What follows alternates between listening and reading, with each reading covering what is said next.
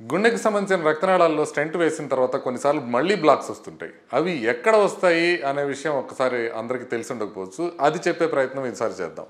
నార్మల్గా ఇది గుండె రక్తనాళాలు. ఇలా ముందు నుంచి వచ్చే రక్తనాళాన్ని ఎల్ఏడి అంటారు.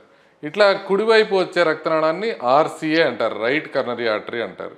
ఇక్కడ వెనక నుంచి వచ్చే రక్తనాళాన్ని ఎల్సిఎక్స్ అంటారు. ఈ మూడు రక్తనాళాల్లో ఎక్కడైనా బ్లాక్ వస్తే అక్కడ స్టెంట్ వేసే అవకాశం ఉంటుంది. అయితే బ్లాక్లో రక్తనాళంలో స్టెంట్ వేసిన తర్వాత ఆ స్టెంట్లో మళ్ళీ రీబ్లాక్ వచ్చే అవకాశం 7 నుంచి 10% ఉంటుంది. అది మొదటిగా 6 నెలల నుంచి సంవత్సరం లోపల వస్తుంది. యూజువల్గా ఆ తర్వాత రాదు. సో ఎక్కడ వేస్తే ఎక్కువ వస్తుంది అనే విషయాన్ని చూద్దాం. ఇక్కడ రక్తనాళం లావుగా ఉంటుంది, పోను పోను సన్నగా ఉంటుంది. ఎక్కడైతే సన్నగా ఉంటుందో సన్నగా ఉన్న చోట రక్తనాళం కనుక స్టెంట్ వేయబడినట్లయితే రీబ్లాక్ వచ్చే అవకాశం ఉంటుంది. నార్మల్గా స్టెంట్లు 2.5 నుంచి 4 మిల్లీమీటర్ల వ్యత్యాసంలో ఉంటాయి. అంటే 2.5, 2.75, 3, 3.25, 3.5, 4 ఇట్లా ఉంటాయి. సో ఇలా ఉన్న వాటిల్లో తక్కువ పరిమాణంలో ఉన్నవి బ్లాక్స్ ఎక్కువ వస్తాయి, ఎక్కువ ఉన్నవి తక్కువ వస్తాయి. ఎక్కువ దూరం లెంగ్త్ ఎక్కువ ఉండే వాటిలో బ్లాక్స్ ఎక్కువ వస్తాయి.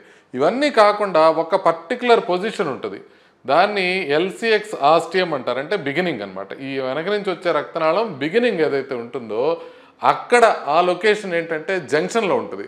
ఆ జంక్షన్లో వేసిన స్టెంట్ రీబ్లాక్ వచ్చే అవకాశం ఎక్కువ ఉంటుంది. అంటే ఇప్పుడు మనకి ఎల్ఏడిలో వేసిన స్టెంట్స్ కన్నా, ఆర్సిఏలో వేసిన స్టెంట్స్ కన్నా ఎల్సిఎక్స్ బిగినింగ్లో, అంటే ఎల్సిఎక్స్ ఆస్టియంలో, ఆ బిగినింగ్లో ఎక్కడైతే జంక్షన్ ఉంటుందో ఎల్ఏడికి ఎల్సిఎక్స్కి, అక్కడ వేసిన స్టెంట్స్లో బ్లాక్ వచ్చే అవకాశం అన్నిటికన్నా ఎక్కువ ఉంటుంది.